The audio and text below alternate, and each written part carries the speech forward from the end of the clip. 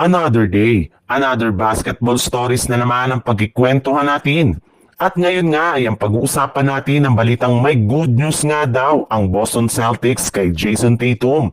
At ang balitang pagkuha ng Los Angeles Lakers kay Grayson Allen.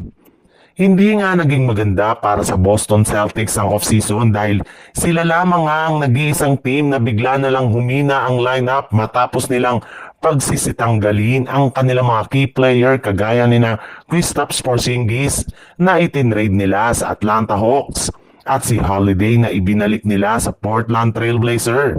Kaya inaasahan na nga na hindi magiging competitive pa ang kanilang team next season, lalo't nagtamo pa nga ng malalang injury ang kanilang superstar na si Jason Tatum. Ngunit hindi rin naman puro masasamang balita ang nagsilabasan ngayon tungkol sa Boston Celtics dahil may iba rin naman nga ditong siguradong ikatutuwa ng kanilang mga fans. Kagaya ng ibinulgar ng isang NBA insider na maayos na nga daw pong nakakalakad si Jason Tatum ng mga nagdaang linggo.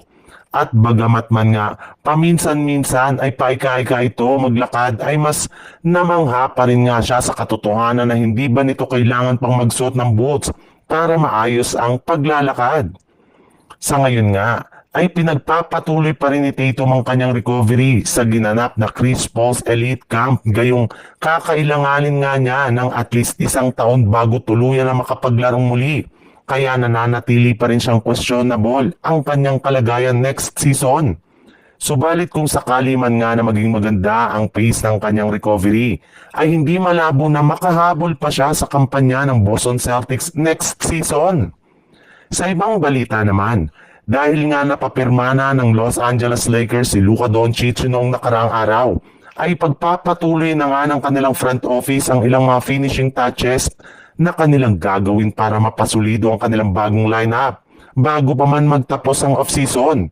At isa nga sa mga plano nilang gawin dito ay ang pagkuha ng bagong player na inaasahang maging available sa buyout. Naniniwala nga ang Lakers na marami pa sila ditong mabubunot na mga players na maaaring magkaroon ng malaking impact sa team, kagaya na lang ni Nikola Vucevic ng Chicago Bulls, Chris Middleton ng Washington Wizards at maging si Kevin Love ng Utah Jazz. Bukod nga sa buyout market, ay maaari rin naman nga silang gumawa ng trade na magpapalakas pang lalo sa kanilang lineup.